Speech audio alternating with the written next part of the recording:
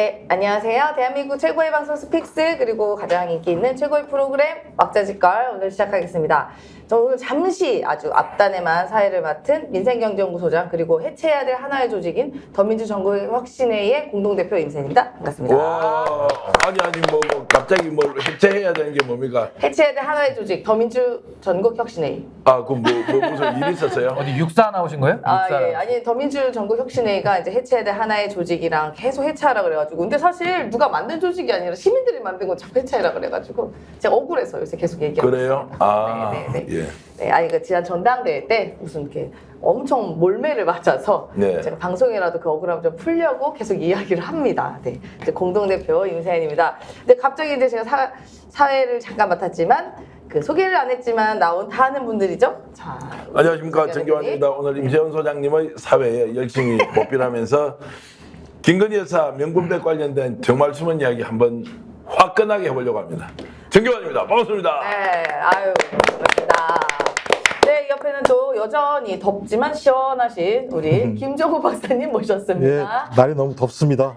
날이 너무 더운데, 아이고, 대통령 내외가 하는 짓거리를 보면 더 화가 나게 해서 오늘 아마 그 얘기를 할 것 같은데 더 화가 나고 더 열이 받을 것 같아서 걱정입니다. 김종욱입니다. 네, 오. 아유, 어서오십시오. 아, 너무 비장하게 시작하는데 이게 좀 부드러워야 되는가 이거? 네, 지금 바로 왼쪽에서 웃고 계시는 어제 라면을 드셨는지 마라탕을 드셨는지 모르겠지만 진보인가 보수인가? 당신은 누구인가? 저랑 가장 친한 신인규 변호사님 오셨습니다. 예, 안녕하세요. 법률사무소 청직 대표 변호사, 그리고 정당 바로 세우기 대표, 그리고 시대정신 유튜브를 운영하고 있는 신인규라고 합니다. 반갑습니다. 네. 아니 차근차근 한번 말씀해 보세요. 맞아. 법무법이 뭐라고요? 법률사무소 청직의 대표를 맡고 있는 청직. 청직요? 청직. 아, 예. 청렴한 직업이 그 성경에 나오는 청지기를 한자로 표현한 이제 청지기. 들을 직분을 해서 제가 들을 청자에다가 예. 직분 직자를 써서 청직이라는 법률사무소를 운영하고 있습니다. 잘 됩니까? 뭐 나름대로 열심히 하고 있습니다. 아. 그리고 정당 바로 세우기는 제가 이제 늘 활동하는 이제 정치 단체고요. 이제 정당에다가 쓴소리도 하고 올바른 정당을 좀 만들어 보자라고 의기투합해서 모인 단체고요. 그리고 제가 이제 시대정신 유튜브를 지금 제가 좀 가동하고 있는데 제 자신의 생각을 좀 알리기 위해서 열심히 활동하고 있습니다. 유튜브 네. 이름이 시대정신입니까? 시대정신 TV입니다. 아, 그럼 원래 시방쇼는 그대로 하고 계시고. 그렇죠. 그래서 지금은 이제 스픽스 시대입니다. 아, 그래요?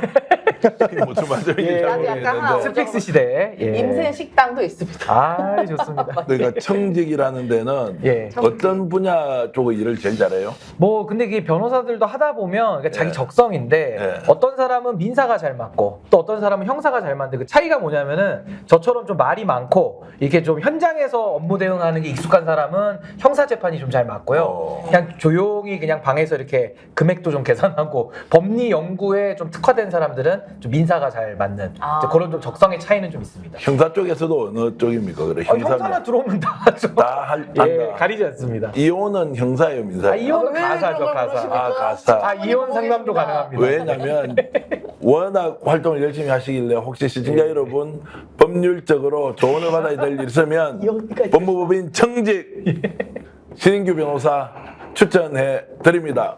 아유, 이 말 좀 감사합니다. 드리려고요. 아 그러면 잠깐 생각이 났는데 약간 형사 예, 예. 얘기하셨으니까 예, 예. 말이 많고 그러면은 우리 윤석열 대통령 같은 경우는 60분지 59분이니까 형사에 맞겠네요. 근데 저분은 그 변호사들도 변호사법에 기본적 사명이라는 게 있어요. 그래서 인권을 옹호하고 정의 실현을 사명으로 하는데 윤석열이라고 하는 자는 변호사의 자격은 있습니다. 뭐 사법고시를 패스했으니까 자격증.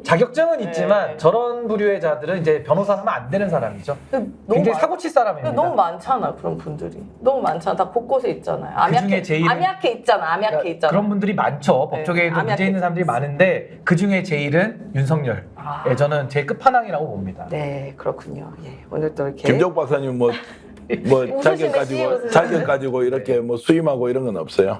정치학 박사는 뭐 이런 거 없나? 대학 교수까지 근데 하죠. 법 없이도 사실 분이셔가지고 우리 자격증. 자격증 박사 가지고 박사. 진짜 박사, 김 아, 박사님 말고 뭐, MS 박사님. 나랏돈을 받아야 되는데요. 예. 나랏돈 받기 싫었어요. 왜냐면 신청을 해야 돼요. 뭐 공모가 나오면. 예. 근데 뭐 나랏돈 받아봤자 맨 쓸데없는 서류만 내라고 난리를 쳐서 아이, 됐다 그냥 살지 뭐. 없이도 살아왔는데 뭐 굳이 뭐 그거 받는다고 부자 되는 것도 아닌데 이렇게 살고 있습니다. 네, 그렇군요. 근데 자격증 얘기하니까 제가 또 사람들이 제가 김건희 씨만 계속 흉내내는 줄 알지만요. 제가 펀드 매니저랑 재무투자 상담사 자격증이 있는 아 그래요? 사람입니다. 그런 돈 펀드 가져가면 물어보십시오. 불려주시네. 제 돈도 못 불리겠습니다. 제가 주가 조작 같은 거 하면 불릴 수 있는데 그런 거 못 해가지고 못 불리고 있어요. 걸려요. 근데 그러면. 김건희 주가 주가 조작을 조작 못 해 내가. 아니 김건희 주가 조작의 형태는 물론 법률적으로도 문제가 있습니다만은 금융 전문가가 봐도 매우 문제가 너무 있죠. 심각하잖아요. 사실. 심각합니다. 심각하고 이제 이게 이른바 블락딜이라는 형태가 있는데요. 그게 이제 단체로 대규모로 시세 조정하지 않게 사는 형태가 있는데 그거를 보통 개인이 못 사거든요. 김건희 씨 그렇게 샀다. 그것까지만 말씀드립니다. 도이치모터스. 다른 건 모르겠고 삼부토건 있는지는 몰라.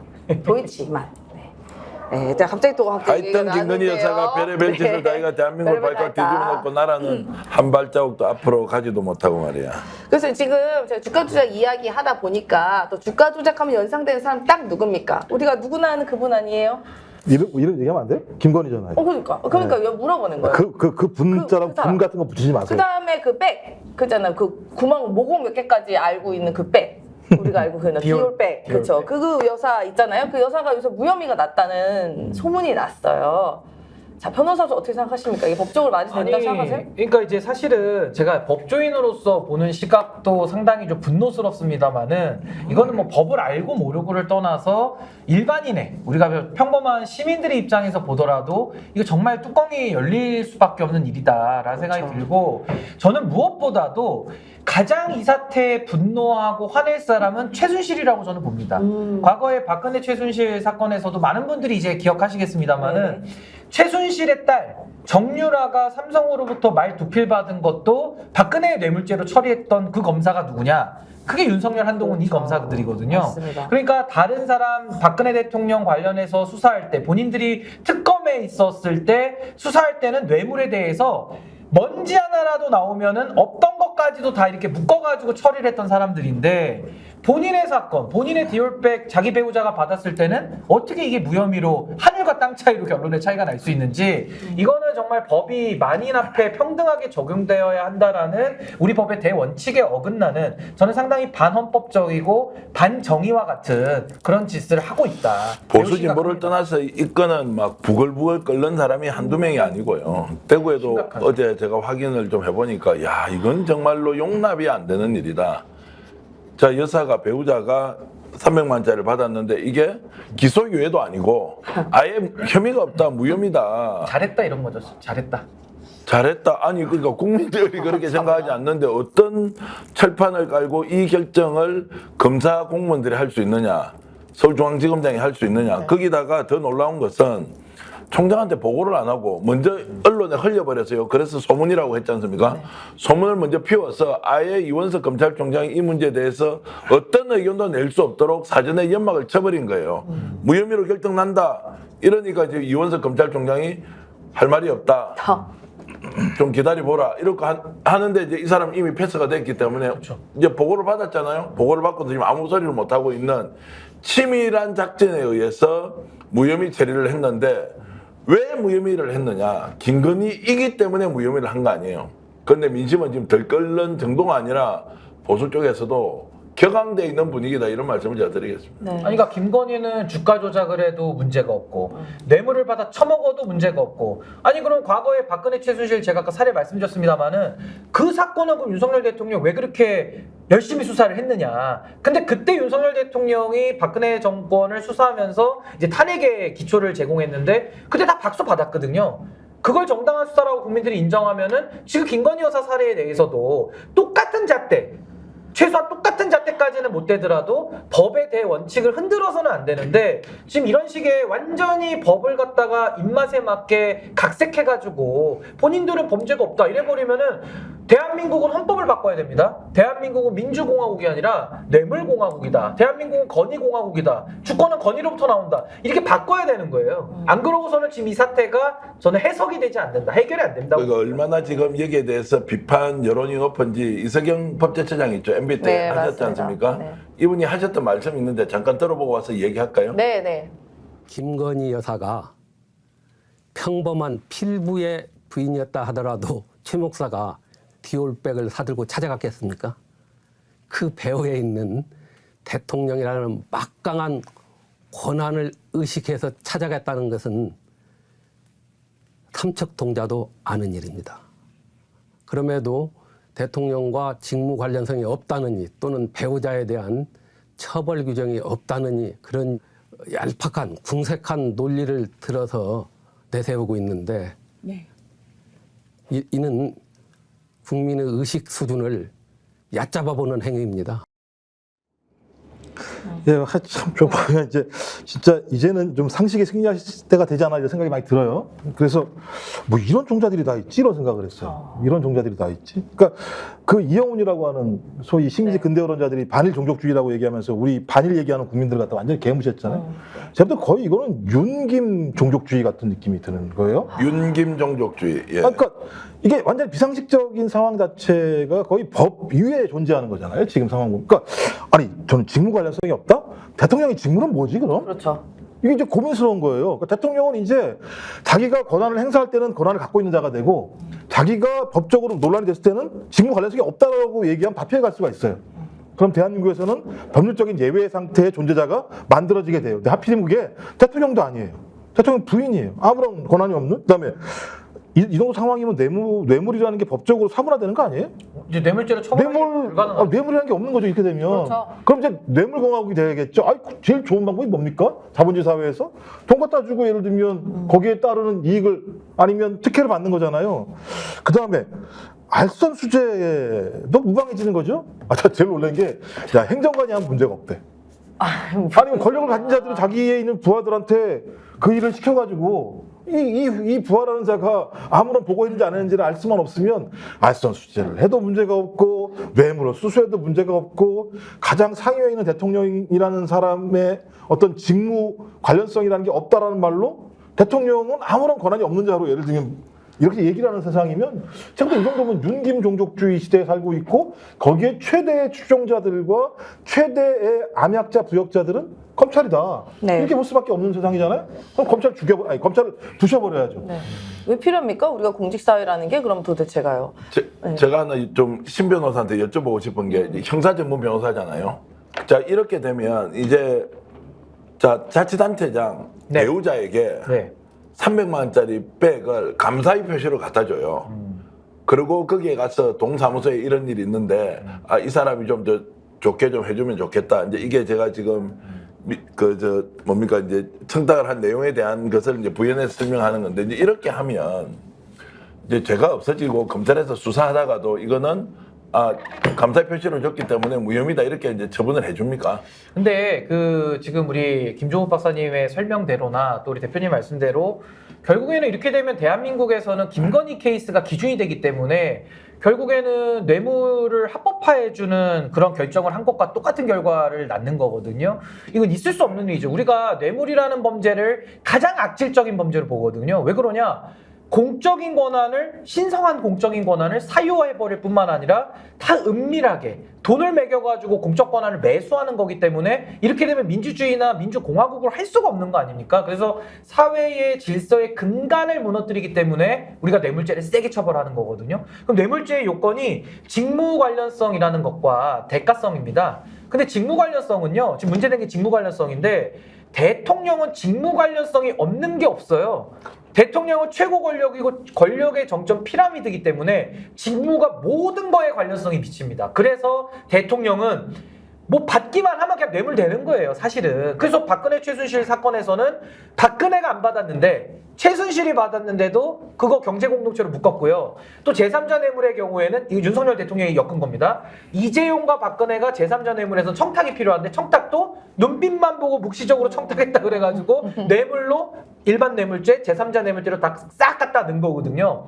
그러면 그 논리에 비추어 보면 김건희가 이렇게 도망간다는 거는 있을 수가 없는, 지금 완전히 벗어난 해석을 한 거고요. 또 하나는 직무 관련성에 대해서도 그동안의 권익위의 해석이 얼마나 오락가락했습니까? 처음에는 대통령 기록물이다 이따위 소리를 했거든요. 그럼 대통령 기록물이면 당연히 대통령의 직무와 관련된 일이니까 대통령 기록물이라는 결론이 나오지 않겠습니까? 근데 이제 와서는 또 직무 관련성이 없대요. 감사한 마음으로 주면 된다는 겁니다.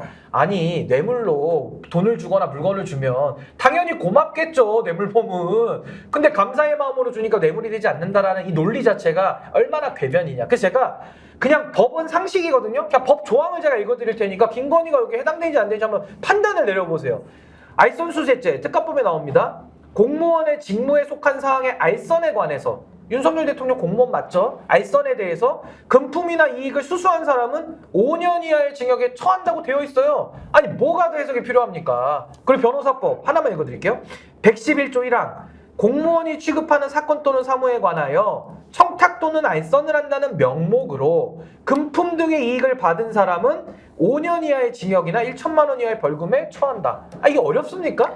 그래서 과거에 YS 대통령이나 DJ 대통령의 아들도 현직 대통령일 때 그 소통령 김현철 씨 알선수재, 방금 제가 읽어드린 그 제목으로 다 구속된 거거든요. 근데 왜 김건희만 예입니까? 처벌 규정이 없다고요? 처벌을 할 마음이 없으니까 이 규정이 눈에 안 들어오는 거 아닙니까? 그러니까 대부분의 판례가 있듯이, 자, 이 경우에 검사가 이제 기소를 하지 않고 무혐의 처리를 했지 않습니까? 그러면은 모든 사건의 검사가 기소권을 가지고 있는데 유사한 사건에 대해서 기소를 하지 않는다라고 생각하면 됩니까, 안 됩니까? 있을 수 없는 일이죠. 있을 수 없는 일인데, 앞으로 이제 그렇게 해서 단체장의 배우자가 300만짜리 먹었어요. 감사의 표시로 받았어요. 이것도 지금 검찰에 가면, 야, 윤석열 대통령 김건희 여사는 괜찮은데 왜 나만 처벌해? 라고 했을 때 무혐의를 해주냐고요. 아, 그러니까 저는 이게 뭐 법은 법대로 나와 있는 건데요. 이런 하나의 사례를 왜 만드냐는 거예요. 그러니까 특히나 최고의 권력자의 배우자가, 그러면은 자 보십시오. 우리 김종욱 박사님도 청와대에서 근무하셨으니까 우리가 공무가 얼마나 무거운지 알잖아요. 그만큼 무거운 만큼 권한도 있습니다. 뭐 제가 말씀드린 권한이 있어요. 그러니까 뭔가 선택할 수 있는 권한도 있고, 그렇기 때문에 이 공무원들이 뇌물이라는 걸 받으면 안 되는 거거든요. 그러니까 소위 저 같은 행정관들도 일부를 선택하거나 누군가한테 이득을 줄 수 있는 권한이 있단 말입니다. 그러면은 그보다 더 윗단은 윗단일수록 권한만큼 책임만큼 훨씬 많은 거예요. 그렇기 때문에 하지 말라는 거거든요. 저 심지어 제가 아이들을 이제 초등학교 다니는데요. 애들 학부모 그 상담 갈 때 커피 하나 못 사갖고 갑니다. 왜냐하면 이 청탁금지법 때문에 못 갖고 가는 거예요. 심지어 예전에 대법원에서요, 뇌물수수로 초등학교 교장 선생님이 그 공사업체가 이제 간식 같은 거 사가지고 그거를 조금 이렇게 제공했다는 혐의로 대법원에서 200만 판정이 난 적도 있습니다. 그러면 이런 사례들은 도대체 뭐냐? 판례 난 거. 그럼 이거 다 뒤집어야 됩니까? 그동안은 이 사람도 억울해서 어떻게 살 거예요? 더 웃긴 건요, 제가 기가 막혀가지고요. 최근에 국민권익위원회에서요, 홈페이지 가면 나옵니다, 여러분. 국민권익위원회 홈페이지 딱 가면요, 추석 명절 청탁금지법 바로 알기라고 하죠. 딱 팝업이 떠요. 거기서 뭐라고 나오냐? 직무와 관련 없는 공직자에게는 100만 원까지 선물도 가능합니다라고 나와 있어요. 근데 밑에 뭐라고 써 있으면 압니까? 공직자인 친족에게는 금액 제한 없이 선물 가능. 어쩌자는 거죠? 공직자의 친척에게는 공직자인 친족에게는 금액 제한 없이 선물 가능이라고 국민권익위원회에 홈페이지에 가면 추석 명절 청탁금지법 바로 알기라고 팝업이 떠요. 많이 갖다 이게 바치라 이 어떻게 말이냐? 나라가 이따위로 갈 수가 있어요? 어떻게 해요? 갖다 바치라 이 말이냐? 네, 갖다 바치라는 겁니다. 그러면 아, 나 진짜 억울하네. 나 청와대에 2급 공무원일 때 그때 우리 배우자 돈 팍팍 받을 거 그랬네. 억울해서 어떻게 사나 도대체? 그러니까 이게 어떻게 지금 이런 나라가 제대로 되는 거예요 도대체가? 말씀하신 권익위, 제가 볼 때 이거 완전히 제가 볼 때 또라이들인데요. 미친 거예요 지금. 아니, 그러니까 김건희 때문에 문제는 김건희 때 다 망가지고서 모든 게. 100만 원까지 선물은 가능합니다는 말이 돼요. 미친 거예요. 근데 선물도 그거 가능합니다. 가능합니다. 조자를 써요. 이 얘기는 뭐냐면 다양한 다른 것들이 거죠. 가능하다는 얘기인 거잖아요. 또 하나는 아까 말씀, 누구든지 친구, 친지 등 공직자가 아닌 사람에게 주는 명절 선물은 금액 제한 없이 얼마든지 줄 수 있습니다. 돈 많은 사람들은요, 지 마음대로 줘도 아무런 문제가 없어요. 그러니까 국민권익위는 앞으로 진짜 미쳤다. 이 문제와 관련해서 아무런 판단하지 않겠다는 얘기밖에 안 한 거고요. 그러니까 김건희 한 사람을, 그러니까 똑같은 겁니다. 네. 최혜병 특검과 관련해서 임성근 수사단장 하나를 살리기 위해서 모든 것이 억울해지는 것처럼, 저희 김건희 디올백 하나 문제와 관련해서 무혐의 종결을 하기 위해서 모든 게 다 무너져 버리는 상황이. 그리고 제가 볼 때 검찰들 이거 판례도 아니에요. 왜냐하면 재판까지 못 올라갔으니까 네. 판례로 남지도 않을 건데 검찰들 그때도 다르겠죠. 어느 때는 힘없는 놈들한테는 청탁금지법 과도하게 제시해가지고 야 너 벌금 내라고 아마 소위 벌금형을 때릴 거고 이렇게 힘이 센 사람들에 대해서는 제가 볼 때는 그때 다르니까 직무 갈등이 없네라고 하는 구멍을 만들어 줄 거예요. 그럼 어떻게 되는 거냐? 한국 사회는 저희 우리 헌법이 보장하고 있는 특수계층이 없다라고 하는 부분들이 그냥 깨져버리는 거예요. 법률적으로 대한민국 사회에서는 잘 살거나 권력이 있는 사람이 되라. 그렇지 않으면 너희들은 검찰 수사망에서 벗어날 수 없고 그렇지 않은 부자와 권력 가진 자들은 법망에서 벗어날 수 있다라고 하는 특수계층을 갖다 인정하는 지금 검찰 수사가 지금 벌어지고 있는 거죠. 맞습니다. 그러니까 이거는 그 권익위에서 저는 지금 시기에 이런 걸 올렸다라는 게 참 문제가 있다고 보는데 우리 청탁금지법에 8조의 사망에 이제 예외를 규정해 놓고 있어요. 금품 등 수수의 금지에 예외를 규정하고 있는데 거기에 이제 4호에 공직자 등의 친족이 제공하는 금품 등에 대해서는 부정한 그 금품 수수의 예외로 규정을 해놨기 때문에 이제 그 규정을 갖다가 올려놓은 건데 그건 말 그대로 공무원들 이 청탁금지법이라는 것은 뇌물에 해당하도록 요건을 완화시켜놔서 처벌 범위를 넓혀놨기 때문에 친척들 간에서 소소하게 오고 가는 것 정도는 그냥 빼주겠다라는 예외를 규정해 놓은 걸 갖다가 지금 김건희의 뇌물을 합법화해주고 있는 이런 시점에 그걸 딱 그 파법으로 올리다 보니까 이거 당연히 좀 비판받을 수밖에 없는 아니야. 그런 여기에는 상황이고. 괄호에 이렇게 써 있어요. 8촌 이내 혈족, 4촌 이내 인적 배우자. 괄호에 배우자가 들어가 있다니까 친족 배우자가. 그러면은 금액 없이 선물 가능하면 나 아파트 사주세요. 집도 받을 수 있겠네. 뭘 못 받겠어? 그러니까 그게 금액 제한 제가 말씀드린 없는데. 게 청탁금지법의 8조 3항에 4호에 나오는 예외를 갖다가 이제 올려놨다라는 건데 제가 드리고 싶은 말씀은 뭐였냐면 지금 같은 이 시기에 그 청탁금지법의 이 조항 아마 찾아보시는 분들도 거의 없으실 거예요. 이걸 갖다가 홍보해 주는 게 너무나도 참 웃긴다는 얘기고 아마 저도 공무원 생활 해봤습니다. 저도 3년 동안 공익법무관 해봤고요. 아마 우리 두 분께서는 더 이제 힘센 곳에서도 근무를 해보셨겠지만은 의뢰인들이 제가 공무원 신분이니까 법무부 소속 공무원이었지만은 뭐 바카스 같은 거 갖고 옵니다. 고맙다고. 이제 사건 처리 저희가 이제 그 돕는 일을 하다 보니까 저희가 다 돌려보내거든요. 이걸 받을 수가 없다. 왜? 그럼요. 바카스 정도는 받아도 사실 청탁금지법에서 빠져나갈 수는 있어요. 그렇지만 청탁금지법의 취지가 있기 때문에 그냥 공직사회가 이제는 깨끗해지자라는 합의이기 때문에 뭘 갖고 와도 아무리 감사의 표시라도 우리가 다 돌려보내거든요. 근데 하물며 5급 사무관의 지위에서도 그렇게 했는데 대통령은 모든 권한을 다 갖고 있고 권력을 갖고 있는 권력자잖아요. 근데 권력자의 배우자가 아무나 갖고 오는 걸 낼름낼름 받아먹는다? 있을 수 없는 일을 지금 하고 있는 거예요. 수사심의위원회가 열리면 거기에서 뒤집을 수도 있습니까? 아직 열리는 여부는 이제 정해지지 않았는데. 권고적 성격이기 때문에. 네, 수사심의위원회 큰 의미는 없죠. 왜냐하면 검찰총장이 붙이는 것도 재량이거니와 네. 수사심의위원회가 아무리 어떤 결정을 하더라도 구속력이 없기 때문에 네. 큰 의미는 없습니다만은 그래도 뭐 저렇게라도 항의를 안 할 수가 없는 상황이니까 신청을 하시는 거죠. 자, 그러면 신청은 했고 최재형 목사가 했지만 검찰총장이 받는다고 하더라도 권고 사항이니까 그 결론을 뒤집을 수 없다. 그렇죠. 그러면 남아있는 이원석 검찰총장 이거 나 인정 못해. 야 이거 지금 기소 의견으로 다시 수사를 해. 이렇게도 할 수 없습니까? 아니 할 수는 있는데요. 예. 저분은 할 하지 의지도 않아, 없고 원할 능력도 것 없는 같은데. 거죠. 예. 그러니까 검찰총장으로서 이제는 뭐 소위 말해서 말년 병장 비슷하게 이제 집에 갈 때가 다 됐기 때문에 어떤 그 의지가 없는 거죠 지금 이원석 총장 입장에서는. 그러니까 검찰송장이란 말이 나올 만큼 아무것도 못할 겁니다. 검찰송장이다. 검찰송장. 네. 자 그러면 이게 이제 앞으로는 모든 사람이 마음 먹고 감사의 표시면 선물을 줘도 된다라고 하는 사회가 되는 순간 이제 뇌물공화국이라고 말씀도 하셨지만 그 막 주고받고 하는 게 실제 처벌을 받지 않느냐 이냐에 똑같은 질문 드리는데 처벌 안 받겠죠 이제는. 어떻게 보십니까? 아니 이렇게 제가 역으로 여쭤볼게요. 김건희 씨가 결국 검사들한테 조사도 비공개 장소에서 불러가지고 이제 콜검을 했잖아요. 예. 콜검해가지고 핸드폰도 뺏었잖아요. 예. 그러면 예를 들어 뭐 여기서 누군가 이제 누가 고발당하면 수사 받죠. 다 법에 예외도 없으니까. 그럼 이제 검찰에서 조사 나오라 그러면 이제 국민들이 어떻게 하겠습니까? 김건희 예대로 네가 와? 우리 집 앞에 카페로 와서 네 핸드폰 테러리스트니까 내놔 이렇게 할 수 있어야 되거든요. 네. 근데 일반인들이 안 나가면 어떻게 되느냐? 바로 영장 쳐서 끌고 가죠. 예. 그러니까 이 차이가 있는 거 아닙니까? 김건희는 원칙이 예외고 성역이고 특혜인데 다른 국민들은 원칙대로 하겠다는 거 아닙니까? 그러면 대한민국 헌법 11조에 사회적 특수계급은 창설할 수 없다고 돼 있거든요. 근데 지금은 건의계급이라는 게 창설이 된 거예요. 김건희는 법 위에 있다. 이거 자체가 헌법 위반이고 이것만 가지고도 윤석열 대통령 탄핵으로 날릴 수가 있는 거예요. 자, 그래서 그러면 이번에 이제 수사했던 이 검사들이 야, 이게 아무 죄가 없나? 나 기소권 가지고 있으니까 야, 이 무혐의야. 수사해보니까 별 것 없네. 라고 결론 내린 이 사람은 범죄 행위 아니에요? 그러니까 그게요, 문제가 뭐냐면요, 우리가 검사가 하는 역할이 뭡니까? 검사가 준사법기관이라고도 부르고 기소권을 독점하고 있거든요. 그럼 기소는 뭐냐면은 범죄다 아니다를 판단하는 게 아니에요. 범죄라고 고소고발이 들어왔을 때 아, 찾아보니까 증거가 없네, 증거가 아무것도 없네, 이건 무리한 고소네, 그럼 이거는 기소를 안 하면서 무혐의로 덮어줄 수가 있어요, 증거가 없을 때. 근데 이 사안은 백이 나왔죠, 백 받는 장면이 나왔죠, 진술이 다 나왔습니다.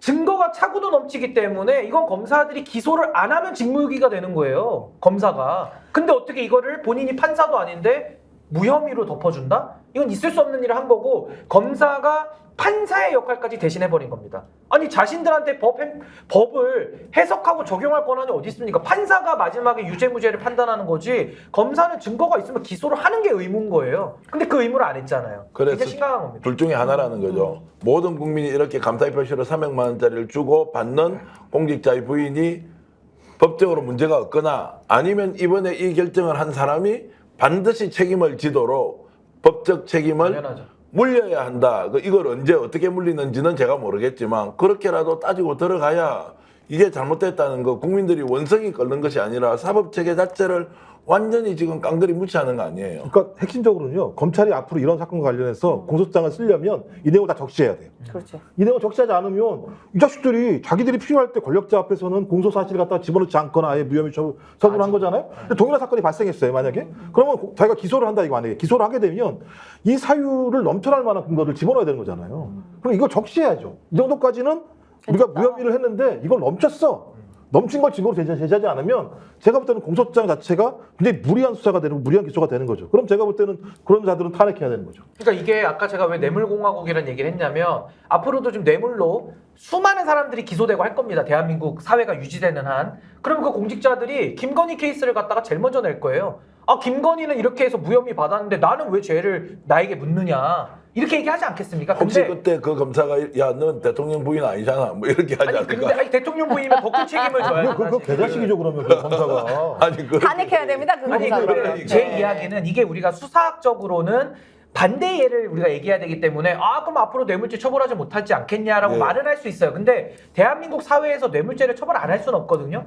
김건희만 성역이지 다른 사람들은 다 처벌할 겁니다. 그렇다면 우리가 요구할 것은 김건희에게 지금 처벌이 예외로 된 이 문제를 우린 바로잡을 수밖에 없는 거예요. 그러면 김건희 문제는 검찰이 무혐의로 빼줬더라도 이건 윤석열의 검찰이 장난질을 친 거고, 반드시 특검해가지고요, 김건희도 처벌해야 되지만은 이걸 봐준 검사들까지도 이건 다 사법 처리를 해야 된다. 지금 국민들의 감정으로 보면 이번에 수사했던 검사들을 그 탄핵할 수 있는 방법이 정말로 한번 국회에서 탄핵 한번 해보자, 탄핵 소추하고 헌재 가고 이걸 가지고 국회에서 청문회 한번 하자, 이런 생각은 좀 아니 들더라고요. 이창수부터 해야지, 이창수. 이게 왜 탄핵 사유냐면요. 이 곧 때리는 게 제가 볼 때 검찰총장 지시만해도 이행하지 않은 거예요.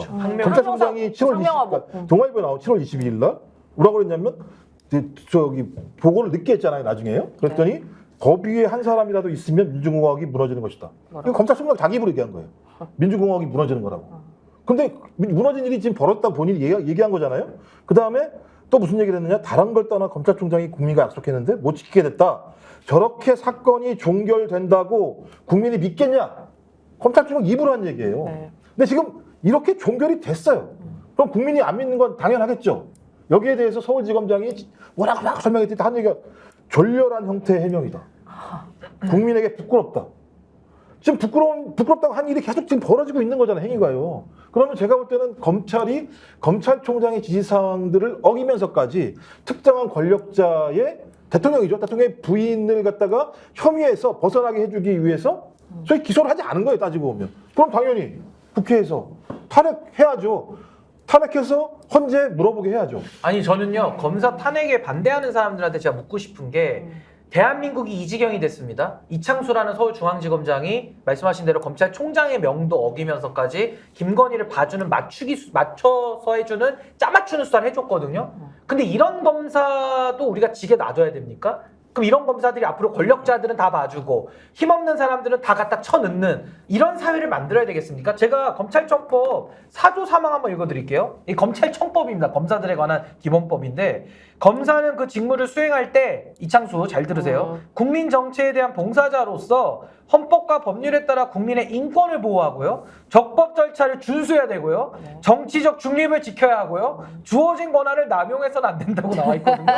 제가 다 지금 반대만 얘기한 해? 거에 다 위반되지 않습니까? 네. 100% 위반. 다 다 반대로 위반되지 하네. 않습니까? 네. 근데 네. 이런 자를 검찰에 놔둬가지고 검찰권을 행사하게 놔두는 게 정이냐? 그게 헌법적이냐? 아니면 이런 놈은 끌어내려가지고 사법 처리를 하는 게 정이고 헌법적이냐? 이거 국민들이 판단하거든요.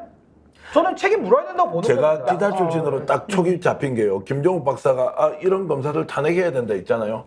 요거 특종입니다. 김종욱 박사. 왜요? 민주당이 분명히 이 문제는 그대로 넘어가지 않고 탄핵하자고 하면은 국민들이 박수를 막 칠 것 같은데 안 그렇습니까? 네, 아니 무조건 저는 당에서 막 그런 논의도 저는 분명히 있을 거라 생각하고 예. 있습니다. 그러니까 지금 뭐 탄핵하는 검사들 있는데 그 지금 진척이 잘 안 되고 있어요. 근데 이 문제는요, 이건 사실 영린을 건드린 겁니다. 이거는 사실 무혐의한 게 잘못하기도 했지만 국민적 정서를 완전 동떨어지게. 그러니까 여기다가 너무 착각한 게 뭐냐면 이렇게 하면 괜찮겠죠 생각하는데 우리 국민을 개돼지로 알는 거밖에 생각이 안 아니 돼요. 생각해 보세요. 그때 과거에 하나에 있잖아요. 투스타 전두환 노태우가 포스타 정승화 육참 총장을 체포합니다. 그러면서 가가지고 노대현 장관한테 사인하라 그러고 뭐 장관은 도망가고 이러면서 군사 쿠데타가 일어났거든요. 이번에 이창수가 한 짓을 보십시오. 전두환 노태우가 한 거랑 유사한 짓을 했거든요. 별 2개짜리 서울중앙지검장이. 그러니까 이런 거를 우리가 방치하고 놔둔다라는 것은 민주주의의 기본. 우리 국민이 주권을 갖고 있고 민주적 통제를 해야지만 헌법을 지킬 수 있는 거예요. 이걸 놔둔다라는 것은 앞으로 이창수 보고 지금 김건희한테 했듯이 계속 하라는 얘기거든요. 그런 나라에서 저는 못 삽니다. 아니 근데 하나 우리가 또 놓친 게 있어요. 지금 여기서 우리가 보이는 것은 디올백만 나와 있잖아요. 디올백 그거는 이제 영상에 나왔으니까 빼박이니까 이 정도로 나온 거지만 사실 최재형 목사가 디올백 전에 준 것들이 많습니다. 예를 들어 샤넬 화장품, 향수 180만 원 상당의 그다음에 양주 뭐 그건 폐기했다고 하죠. 어디 누구 뱃속에 폐기했는지 모르겠지만 그것도 한 60만 원 상당의 양주거든요. 그러니까 이것도 합치면요 500만 원 넘죠. 넘어요. 넘고요. 이제 이거는 저는 공직사회에 또 대단한 시그널을 준 거다 생각하면 이게 굉장히 참담합니다. 공직사회에 야 언제든지 뇌물 줘도 돼라는 거고요. 이제는요 우리 사극에서 보면은 고관 대작집 앞에서 막 줄 서잖아요. 뇌물 주려고. 이제는 고위공직자 집 앞에서 뇌물 주려고 줄 서 있는 광경도 볼 수 있는 거예요. 그러니까 이게 뇌물과 참담한 겁니다. 부패는 이제 시대의 네, 트렌드가 네. 된 거죠. 네, 그렇죠. 와, 제가 봐서는 이거 그냥 못 넘길 것 같은데요. 네. 결국에는 탄핵이라는 이야기 곧 나올 것 같고 여러분들이 탄핵 이야기를 듣는다면 결국 이 탄핵은 검사 탄핵인데요. 김종욱 박사가 가장 먼저 이야기했다. 그것도 스픽스의 왁자지껄에서 제일 먼저 이야기했는데 아이고, 오늘 주말에 이 방송이 나가고 난 뒤에 월요일 날 아마 민주당에서 난리가 날 거예요. 이거 어떻게 최고위에서 하든 난리 날 겁니다. 최고에서 난리 나서 탄핵 추진하자고 하면 지금까지 검사 탄핵은 시간이 지난 것도 있고 내용이 좀 복잡하기 때문에 네. 알아먹기가 쉽지 않지 않습니까? 그렇죠. 이거는 전 국민이 알고 있는 사건. 그냥 김건희 따까리 이렇게 정리하면 끝납니다. 그러니까요. 김건희 따까리. 그렇게 해서 이걸 탄핵해야 되느냐 말아야 되느냐라고 간다면 충분히 국민들의 바람대로 제대로 이거 바로잡을 수 있다 이런 생각이 들기 때문에 김 박사님 박수 한번 드릴게요. 아니, 탄핵 좋습니다. 탄핵 아니 추진. 검사는 네. 탄핵을 해. 왜냐하면 검사들이나 판사들은 아무리 문제가 고소고발을 당해도 기소가 안 돼요. 거의 기소 예외의 존재들이에요. 그런 존재들이 자기의 권한을 가지고 대통령의 권력, 또 대통령 부인을 위해서 자기의 권력을 잘못 행사한 부분에 대해서 국회가 탄핵도 하지 않는다면 검사는 완전 무소불위예요. 맞습니다. 근데 그런 무소불위의 집단에서 대통령이 나온다 그러면 앞으로 이 나라가 검찰공화국이 아니라고 어떻게 설명할 수가 있겠습니까? 상식적으로. 네, 맞습니다. 그러니까 지금 너무 우리가 화가 나잖아요. 이쯤에서 더워 잠깐 죽겠는데. 쉬어가는 타임으로 광고 보고 가시겠습니다.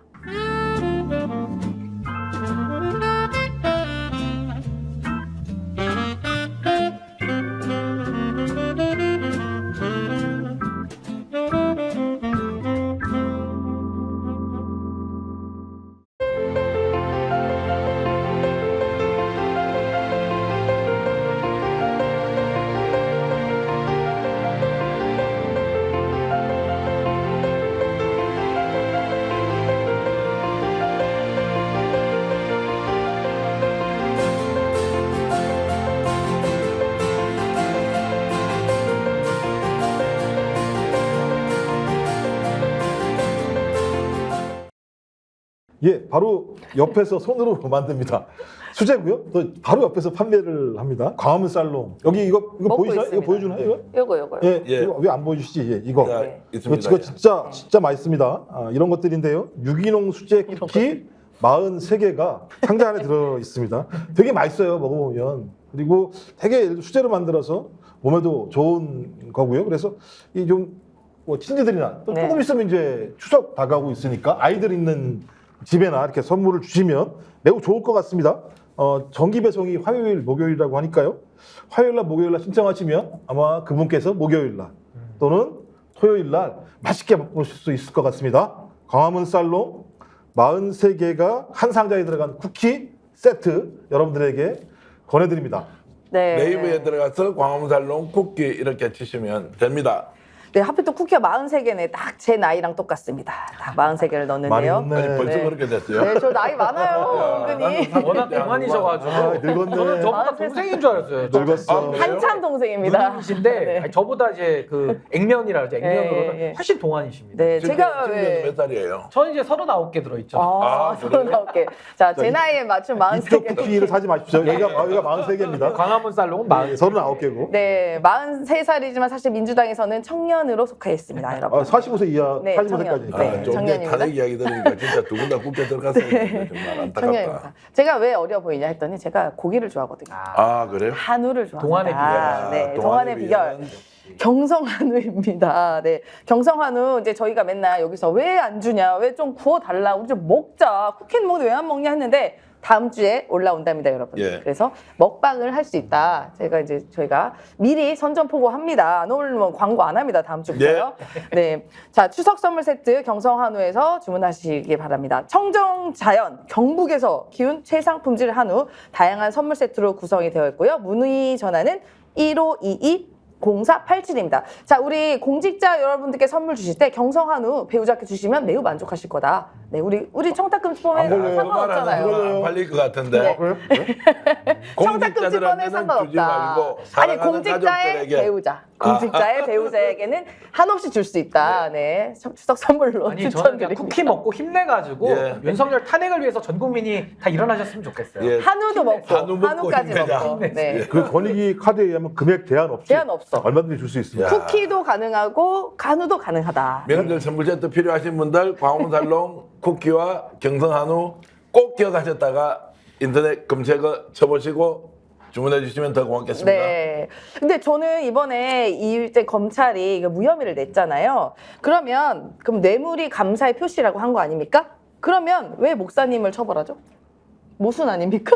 모순 아니에요? 어떻게 돼요? 감사 표시잖아. 왜 처벌해? 법적인 한 말씀해 보시죠. 아니 그러니까 저는 뭐 이거는 사실 법리로 따져드는 것 자체가 너무 이상한 게 일단 뇌물죄의 법리 자체를 어그러뜨려 놓고 법 앞에 성역과 예외를 만들어버린 케이스이기 때문에 나머지는 다 이상한 거예요. 결국에는 최재형 목사에 대해서 뭐 스토킹이나 뭐 명예훼손이나 여러 가지 혐의들을 걸어가지고 공직선거. 네, 공직선거법 또 뭐 위반이냐 외국인이라서 좀 그냥 입을 줬다고 틀어막고 있는 그 말 그대로 윤석열 검찰이 가장 잘하는 가해자 피해자 바꿔치기를 지금도 계속 하고 있다. 이거 이상 이하도 더 설명할 게 전 없다라고 보고 아까 저는 우리 김종욱 박사님의 그 이창수 검사장 네. 이 탄핵에 대해서 제가 민주당 최고위에서 더 정리하기도 쉽게 제가 세 가지로 나눠서 말씀드릴게요. 아, 고맙습니다. 첫 번째로 이원석 총장에 대한 항명. 요거는 이제 공무원법의 체계를 어긴 거기 때문에 항명에 대해서 일단 책임을 물어야 된다. 첫 그렇죠. 번째고 두 번째는 조사 과정에서 엄청난 특혜를 주지 않았습니까? 비공개 장소로 가가지고 출장 조사를 해준 부분은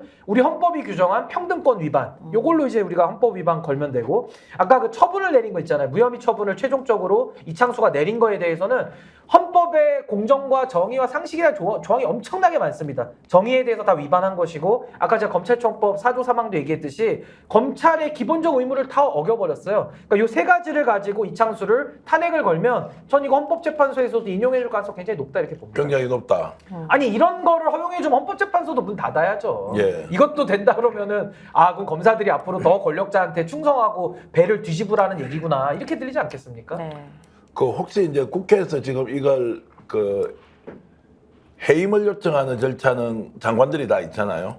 검사에게는 어떻게 할 수 있는 뭐 결의안이 이런 게 가능합니까? 아니 근데 국회에서? 검사는 탄핵 대상이기 때문에 예. 뭐 해임을 요구할 필요도 없고요. 그냥 국회가 탄핵하면 법률과 헌법 위반에 대해서는 탄핵을 소추하는 게 가장 빠릅니다. 자, 그러면 제가 이제 세 분께 여쭤볼게요. 민주당이 이걸 탄핵 추진한다 안 한다? 이 검사에 대해서 네. 이창수 검사장에 대해서 할 것 같습니까? 안 할 것 같습니까? 한다고 저는 생각하고 한다. 있습니다. 아, 저는 해야 한다. 네, 네. 해야 한다. 저도 당분간은 안 하겠지만 한두 달 성숙시켜서는 할 것 같아요. 한두 달 왜 성숙시키죠? 아니, 그러니까 바로 해야죠. 해야죠. 그러니까 저는 이런 거죠. 민주당이 저는 지금도 검사 탄핵에 대해서 저는 좀 전략이 매우 좀 아쉬워요. 그게 뭐냐면 검사 4명을 넣을 게 아니라 확실한 사람만 넣어야 되거든요. 그래야지 피로감도 덜하면서 이게 집중력이 생기는데 원래는 이원석 총장을 넣어야 되고요. 원래대로 하면. 그리고 그 실무자급에 있는 검사 중에서 저는 김영철 정도만 넣는 게 맞았다고 생각을 하는데 지금 민주당이 이원석 총장은 안 넣었고요. 그리고 실무검사를 4명을 넣어버렸잖아요. 그러니까 지금도 그 실무검사들은 사실 탄핵이 인용되기가 상당히 어렵거든요. 그러니까 민주당 입장에서는 탄핵을 또 넣는다라는 게 굉장히 법적 부담감이 있는 겁니다. 그래서 저는 당장은 못 넣을 것 같고 조금 더 상황을 좀 지켜보면서 한 2-3달 안에는 이창수에 대한 이 문제도 정리를 해서든 탄핵을 넣을 것 야, 같아요. 2-3개월 같으면 저는 까먹어버릴 것 같은데. 아니에요. 이거는 사실 우리가 이렇게 여드름도 이렇게 올라왔을 때 네. 골랐을 때 딱 터트려야 되거든요. 이미 골라서 이제 없어졌을 때는 의미가 없어요. 그러니까 지금 올라왔을 때 딱 터트려야 됩니다. 근데 반드시 탄핵해야 됩니다. 그러니까 반드시 해야 돼요. 그러니까 우리 법을 보면, 그러니까 헌법과 법률을 위반하면 탄핵을 할 수 있습니다만 현재 판례상 중대한 범죄 위반 행위가 있었다고 얘기를 하거든요. 그러니까 과잉하면 안 된다라는 헌법, 그러니까 과잉하게 어떤 그러니까 뭐 헌법이든 아니 그 탄핵이든 대통령 거부권이든 과잉되게 예를 들어 걸 행사하는 것 자체들은 헌법의 정신에 부합하지 않는 건데 그 이전에 했던 4명에 대한 검사 탄핵을 떠나서 이 문제 같은 경우는 대통령의 부인에 대한 문제이기 때문에 매우 중대한 사태로 우리가 이해를 해야 돼요. 왜냐하면 대통령의 부인을 법률적인 예외적 인간으로 검찰이 인정해버리는 순간 법치의 근간 자체가 무너지고 검찰총장 말대로 민주공화국의 위상 자체가 무너져버리는 사태이거든요. 근데 그 행위를 누가 부역했느냐? 검사들이 부역한 거예요. 서울지검장의 명령과 지시하에. 그리고 검찰총장은 이렇게 하지 말라고까지 분명히 공개적으로 지시를 했던 상황들이거든요. 전 이것들을 위반하는 검사가 존재한다면 검찰 조직 자체들 같은 경우는 공직 조직으로서의 존재 가치를 상실할 수밖에 없어요. 그런 조직을 내버려 두게 되면 앞으로 그냥 권력에게만 계속 아부하거나 부역하는 자들만 출세하는 수사권과 기소권을 가지는 아주 괴물고 집단이 되거든요. 당연히 그러면 국회가 그거 갖다가 의율을 해야 되는 거죠. 가지고 있는 법률로. 자, 그래서 이제 민주당을 비롯한 야당은 탄핵이다 이런데 지금 국민의힘 반응이 웃겨요. 네. 자, 한동훈 대표가 지금 나와서 뭐 알아서 법대로 했겠죠라고 해서 이쪽 저쪽도 아닌 어중간한 말을 했는데 당 대변인실에서 아무 말을 안 해요. 잘했다, 잘못됐다 이 말을 하지 않는 것 그 이유는 김 박사님 이게 뭡니까? 국민의힘은 아무 말을 안 해요. 그러니까 예전에 비해서 약간은 인간이 된 거죠. 아, 예전에는 뭐 실전은 잘했다 안 이렇게 해야 쓰는구나. 되는데 예전에는 막 옹호했죠. 아니 법대로 왜 니들이 난리야. 뭐가 문제가 선동하지 있어. 마, 이렇게죠. 선전 그렇죠. 선동하지 마. 정쟁화 시키지 마. 검사들이 알아서 잘했겠지. 근데 이제 그걸 완곡한 표현으로 한동훈은 법에 따라서 정리했으니까 이건 맞는 것 같은데 국민들이 싫어하시니까 참 고민스럽네. 이 정도의 얘기를 한 거고 대변인실이 말하면 소위 한동훈이 얘기하고 있는 국민의 마음을 건드리니까 대변인실은 가만히 있는 상황이거든요. 그러니까 제가 볼 때 과거보다는 약간은 좀 인간으로, 왜냐 부끄러움을 모르는 사람이 아니라고 했으니까 공자와 맹자가 약간은 아는 것 같은데 문제는 왜 이걸 못하느냐? 대통령이 바로 눈앞에서 있으니까 한 번도 짓지 못하는 거죠. 한 번도 거기에 대해서 문제제기하지 못하는 거죠. 그러니까 대통령 무서워서 대변인실은 아무런 발언도 못하는 거니까 많은 사람들이 국민을 고려해서가 아니라 제가 볼 땐 대통령을 고려해서 한마디도 못하고 있는 거죠. 아니 그리고 저는 한동훈이 늘 쓰는 국민 눈높이라는 것은 이제 허구다. 그리고 한동훈의 국민 눈높이에서 말하는 국민은 검사다. 그러니까 사실상 검사 눈높이에 맞게 하는 거고 권력자의 입맛에 맞게 지금 하고 있다는 게 그대로 이번에 저 드러났다고 봐요.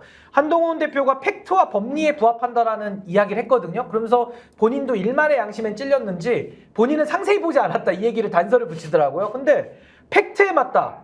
아니 자기가 그 팩트를 알아봤어요? 그 뇌물백, 그 명품백, 디올백 받을 때 옆에 있었어요? 팩트를 자기가 뭘 안다고 팩트에 부합한다라는 말을 하는지가 문제고 법리에 맞는다? 아니 과거에 최순실 박근혜 수사할 때는 법리를 이렇게 안 하더만요. 그때는 경제공동체까지 들이대가지고 막 엮어가지고 뇌물로 싹 다 갖다가 넣던데 그때의 법리와 지금의 법리가 바뀌었습니까? 제가 알기로 형법은 손댄 적이 없거든요. 그때의 법도 지금의 법도 똑같아요. 근데 갑자기 이제 와가지고 김건희 봐줄 때는 이게 법리에 부합한다? 그럼 과거 자신의 행동과 이게 안 맞잖아요. 그러니까 저는 대변인들도 아무리 이건 쥐어짜내도 쉴드가 안 쳐지는 거예요. 그러니까 아무리 해주고 싶어도 대변인들. 예, 이거 대변인들도 모여서 회의했겠죠. 저도 다 아는 분들 많습니다, 거기에. 합리적인 분도 일부 계세요. 그러니까 그런 분들도 뭔가 내부에서는 이게 더 이상 이건 실드해줄 수가 없다. 전 한계에 왔다고 봐요. 전 더 웃긴 인간이 법무부 장관이에요. 국회에서 물어봐. 박성재. 국회에서 물어봤어요. 어떻게 되느냐 검찰 판단에 대해서 하는 얘기가 뭐냐면 언론을 통해서 들었기 때문에 내가 잘 모르겠다. 아니 뭔 소리야? 그러니까 보고를 받은 바가 없다 이렇게 얘기를 해요. 그럼 뭐 신문이야? 아니, 그걸 누가 누가 수사했겠냐고요. 신문장관이네, 신문장관. 검찰이 수사했을 거잖아요. 신문이지. 그럼 검찰에서 흘러나왔을 거잖아요. 흘러나온 얘기를 언론에서 얘기한 거잖아요. 아 그러면 어떤 새끼들이 피의 사실을 공포한 거야? 라고 그렇게 하지 말라고 얘기하는 게 맞는 거지.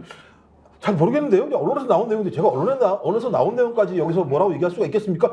말도 안 되는 얘기들을 하고 앉아있어요. 그러니까 이런 대목들이 뭐냐면 국민의힘 내부에서 대변인실에서 아무런 논평을 하지 않는다는 것은 이 논평하는 사람이 어떻게 되겠어요? 앞으로 정치한다면. 매장되죠. 매장이 아니고 바로 그걸 하는 순간 끝이지. 그러니까 뭔가 논평을 내고자 하는 마음이 있더라도 나서서 직접 국민들 앞에서 밝힐 사람이 없는 거예요. 이 정도의 사건을 가지고 만약에 법리에 따라서 검찰이 알아서 판단 잘했습니다. 존중합니다 하는 순간 탄핵이 되거나 탄핵이 안 되더라도 김건희 여사 문제는 어떤 식으로든 이 정권 하에서 사법 처리를 받을 가능성이 저는 있다고 보거든요. 그때 동조를 했으면 다음 지방선거 어떻게 됩니까? 총선 때 어떻게 되냐고요. 당연히 심판받겠죠. 그래서 아무도 나설 사람이 없는 거 아니냐라고 저는 주장을 아니 하는 그리고 거죠. 저는 하나가 더 이제 국민의힘에 저도 대변인을 해봤잖아요. 대변인이 논평 자기 맘대로 못 씁니다. 당의 입장을 대변해야 되기 때문에 사실상 당의 입장이라고 하면 당 대표의 생각을 읽어서 낼 수밖에 없어요. 근데 문제는 뭐냐면 한동훈이라고 하는 이 자가 정치적 철학이 없잖아요. 그리고 매일 말로는 국민 눈높이 떠드는데 결정적일 때는 검사 눈높이로 도망가는 이런 식의 이율배반적이고 이중적인 행태를 계속 보여오고 있기 때문에 아니 며칠 전에도 기사가 나갔더라고요. 국민의힘 대변인들이 광복절 앞두고서도 논평량이 민주당보다 현격하게 적다는 거예요. 그 양을 비교한 기사를 제가 봤는데 전 국민의힘 대변인들의 입장을 이해합니다. 아니 당대표가 워낙 입장이 없는 사람이니까 대변인들이 무슨 입장을 내가지고 당의 논평을 쓸 수가 없는 거예요. 그래서 저는 이 상황에서도 한동훈이 자꾸 엉거주춤 이상한 스탠스를 자꾸 애매모호하게 하다 보니까 대변인들도 방향을 못 잡고 논평을 쓸 수가 없다. 저 네. 그런 문제도 있다고 봅니다. 아니 대변인들이 뭐 힘이 있겠어요? 뭘 알아야 쓰지. 아니 검찰이 이렇게 결정했으면 검찰공화국에서 검찰 결정을 따라야지 자기가 거기서 감히 그런 얘기를 한다라고 얘기하는 건 말이 안 되는 것이고 또 국민의힘이 보통 기대하듯이요. 이게 한 3, 4일 지나고 일주일 지나면 국민들이 좀 약간 우리가 이제 까먹고 이게 지나친다 이렇게 갈 것 같아요. 아니면 명분백 이 문제는 점점점 이렇게 좀 이렇게 정폭이 되어서 뭔가 좀 확실하게 결론이 날 만한 사건이 좀 터진다 이렇게 볼 수도 있겠습니다. 저는 앞으로 이제 윤석열 정권 2년 반 남았잖아요. 네. 어제 그러니까 지난 그 검찰의 무혐의 결정으로 2년 반이 인해서 안 됐어?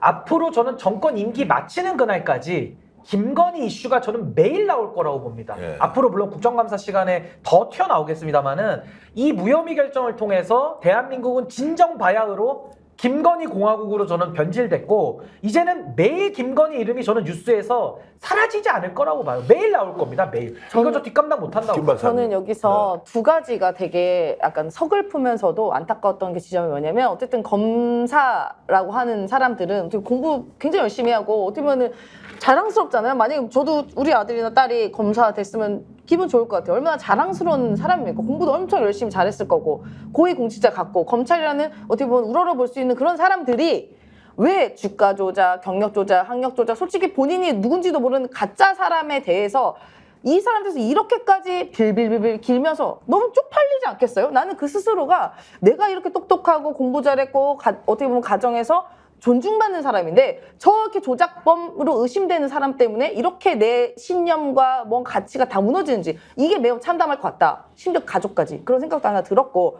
두 번째는요. 지금 이렇게 문제가 나오잖아요. 명품백 관련해서 디올백. 전 디올백을 하겠습니다. 디올백, 옛날 샤넬 화장품 등등에 대해서. 근데 부끄러운 줄 모르는 겁니다. 얼마 전에요. 어젠가요? 올림픽 선수들 불러가지고 만찬했어요. 네. 하늘 세고 딱 꺼내가지고 메달 딱 끌어줍니다. 여기서 전 기가 막힌 게요. 저는 선수도 기분 나빴을 것 같아요. 왜냐면 운동선수라 하면은 공정, 뭐 상식, 준법 딱 그 원칙에 맞게 내가 그 노력한 만큼 대가를 받는 게 사실 그 운동선수고 그게 메달을 받고 메달 받고 안 받고 그거잖아요. 아니 그거와 가장 어긋난 뭐 비리, 뭐 조작, 날조의 그런 사람이어서 메달을 다시 걸어줘? 이거 기분 나쁜 일 아닙니까? 근데 메달이 부끄러운지 오염될 모르고 하늘 세고 딱 똑같이 입고 하고 있는 이 형태를 보고 야, 이 조직은 정말 소시오패스 조직이구나. 그래서 그러니까 저는 이 두 개가 참담했어요. 그런 네. 사진을 아마 이제 몇 년 지나고 나서 다시 걸어 놓을 거냐, 아니면 그걸 걷어낼 거냐, 훈장 받아 놓은 거 있죠. 본인이 마음에 안 들거나 또는 시간이 지나가서 그 사람이 역사적 범죄자로 이렇게 결론 난 사람들 있잖아요. 그거 다 없애버리잖아요. 그렇게 이제 찍은 사진들을 얼마나 갖고 있는지 봐야 될 것 같고, 김 박사님한테 제가 여쭤보고 싶은 것은 디올백 때문에 대구 경북 같은 경우는 이제 부글부글 끓고 보수 인사들이 이건 아니다라고 하면서 우연의 일치지만 지금 대구 경북의 윤석열 대통령 지지율이 이제 찬성보다 반대가 더 많아져 버렸어요. 근데 디올백이 이제 터졌어요. 무혐의 결론이 났지 않습니까? 이리 되면 대구 경북 민심이 더 확 뒤집어지는 거 아닌가? 근데 제가 볼 때는 아직까지 트리거는 나오지 않은 것 같다 이런 느낌이 그래요? 드는데 이제 이거 출구가 두 가지겠죠. 하나가 뭐냐면 기존 방식 이제 뭉개자. 시간이 지나면 뭐 국민들이 다 잊어버리고 좀 화가 좀 분이 가라앉겠지라고 얘기할지 모르겠습니다만 저는 앞으로 뭐가 있냐 국정감사가 있습니다. 아, 계속 뭐가 튀어나오기 시작할 거고 아마 이거는 뭉개고 가면 내분으로 갈 거예요. 국민의힘 내부에서도 예를 들면 지난번 김건희 씨 문제가 내부에 중대한 갈등으로 소재가 된 측면들이 분명히 있었잖아요. 네. 근데 만약에 또 이제 지금 이 친한 그룹 중에서 일부가 정신 못 차리고 야 법적으로는 문제가 없다 그래도 사과해야 되는 거 아니야? 국민이 상처받았으니까 이렇게 얘기를 합니다. 근데 문제는 사과를 한다고 쳐요 만약에. 그럼 사과가 왜 필요해? 그러면 사법적 처벌이 사과로 퉁칠 수 있는 겁니까? 그러니까. 그러니까 예를 들면 앞으로 대통령 부인 김건희 씨 같은 사람은 죄를 저질러도 사과하면 퉁칠 수 있다는 거잖아요. 저는 이리 가나 저리 가나 제가 볼 때는 트리거는 뭐냐면 국민들은 진짜 저 되게 문제가 많다는 생각이 드는데 진짜 분노할 만한 명백한 증거들이 아직 안 나왔다고 생각하는 것 같아요. 근데 저는 나올 거라고 봐요. 국정감사가 진행되면. 왜냐하면 내부자 고발이 필요해요. 실제로는. 근데 내부자 고발을 아직 못하고 극단적인 선택을 하시는 경우를 통해서 자기의 부당함, 외압들을 갖다가 말씀을 하시는데 저는 아마 이제 계속 전체적으로 국감에서 다 부를 거 아닙니까? 다 부를 거거든요. 하나하나. 근데 거기서 하나하나씩 외압의 실체들이 등장하기 시작하면 이거 조직적이잖아요. 누가 보더라도. 저는 그래서 김건희 여사의 존재감에 대해서 많은 사람은 의심도 하기도 하고 실제로 엄청난 권력을 가지고 있을 것이다라고 하는 것이 두 가지가 팽팽하게 맞섰거든요.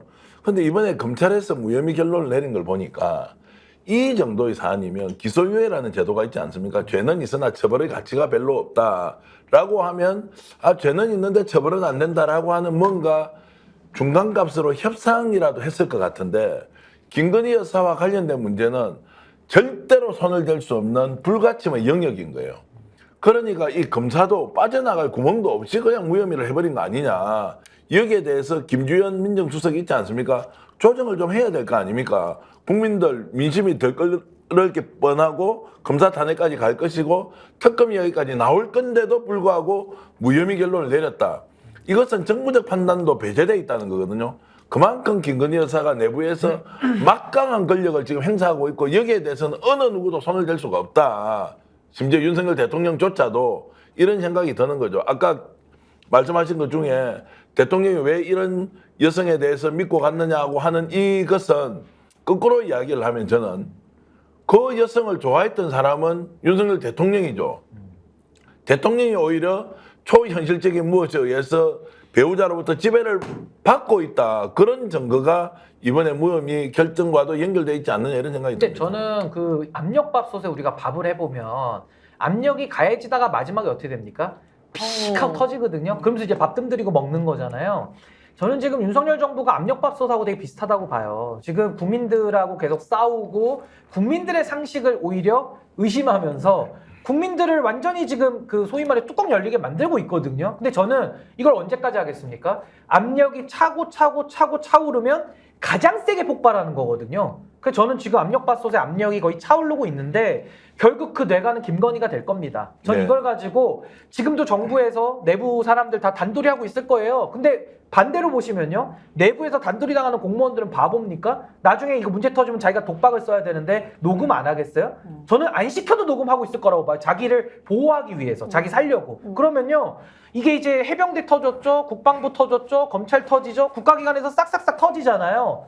언젠가는 이게 한 번은 빵 하고 터질 날이 온다. 근데 저는 김건희, 윤석열 이 정부가 막을 수가 없다고 봐요. 어떻게 막습니까? 그래서 저는 마지막 뇌가는 압력밥솥 빵 하고 터지면 결국 국민의힘 안에서 전 당연히 내분이 따라올 수밖에 없다. 왜냐하면 그대로 묶고 가자라는 윤석열 파가 있을 거고 최소한의 한동훈 파 내지는 뭔가 다음 정권을 해보고 싶은 사람들은 윤석열 대통령을 밟아야 갈 수 있거든요. 이 둘의 충돌, 이 둘의 싸움이 전 멀지 않았다. 저 그렇게 봅니다. 전화를 워낙 많이 해가지고요. V와 V1이요.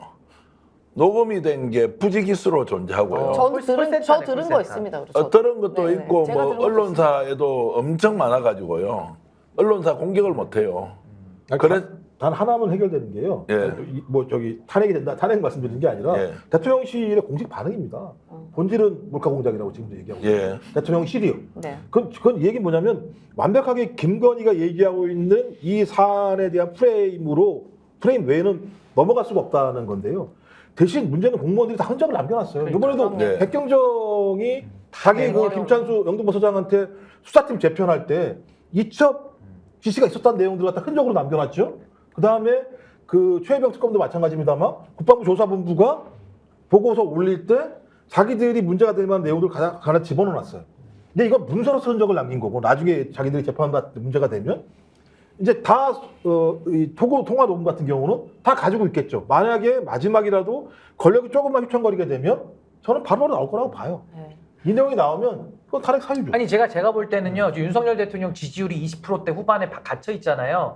이미 70%의 국민은 더 이상 단결 안 시켜도 될 만큼 이미 연대가 돼 있어요. 그러니까 윤석열은 끝장내야 된다라는 생각으로 이제 다 가득 차 있고요. 나머지 이제 이 27%가 어떻게 분화되느냐에 따라서 윤석열의 운명이 갈리는 거거든요. 네. 핵심은 거기 있습니다. 근데 이 27%도 생각해 보시면요. 탄핵 대선 때 홍준표가 얻었던 게 24%예요. 그럼 사실은 27에서 24를 빼면 몇 프로입니까? 지지율 3%밖에 없는 거랑 마찬가지거든요. 그러면 그 잡아놨다라고 하는 단단한 집도끼들도 이제는 윤석열을 버리자 파와 윤석열 버리고 이제 윤석열을 지키자 파 이 두 개 나뉘면서 한쪽은 한동훈, 한쪽은 윤석열 둘이 건널 수 없는 강을 건너야 되는 사이거든요. 그럼 저는 요게 언제 벌어질 것이냐?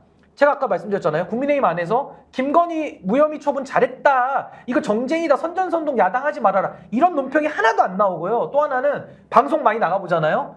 여당 패널들 중에 윤석열은 그냥 동네 북이에요. 동네 북. 다 까고 있어요. 지금 윤 대통령을. 이게 뭘 말하느냐. 윤석열은 지금 현직이지만은 아무도 편을 들어주지 않는 겁니다. 그러니까 박근혜가 무너졌던 것은 그래도 보수의 아이콘이었기 때문에 뿌리 깊은 지지를 가지고도 그렇게 무너졌는데 윤석열은 그냥 이익 집단으로 모여 있어요. 이 사람들 무너지는 거는 모래성과 같다. 저 그렇게 생각합니다. 근데 진짜 논평 잘하고 진보의 실력이 오야부. 출중하게 많이 늘어서 감사합니다. 그런데 저도 한 말씀 보태면 이제 국민의힘 내부에서도 윤석열 대통령의 눈치는 보는데 겁은 안 내요. 다 안 내요. 동네 북이에요 지금. 진짜 안 내요.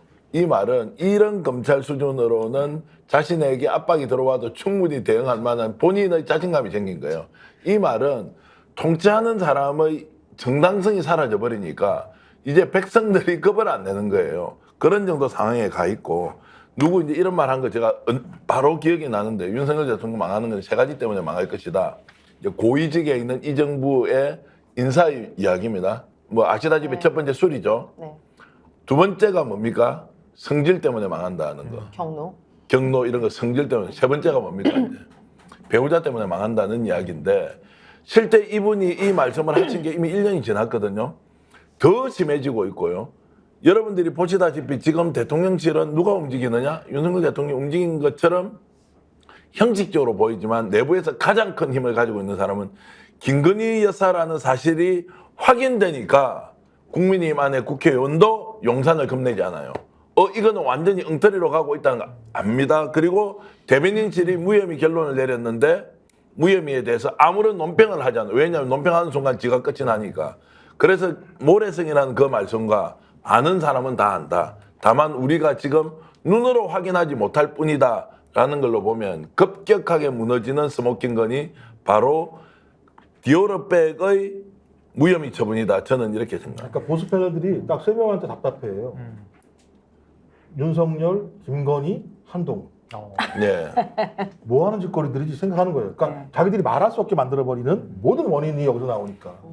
그러니까 한동훈 대표도 보수가 그나마 기대했던 게 뭐 당신과 민심이 일치했다 이런 평가까지 나왔잖아요. 그 60몇 프로가 원했던 게 그거예요. 윤석열 저 망나니 같은 사람을 바로 잡아라. 저 그대로 교정 안 하면 보수 다 망한다 이거거든요. 근데 한동훈이 지금 한 달 됐습니다.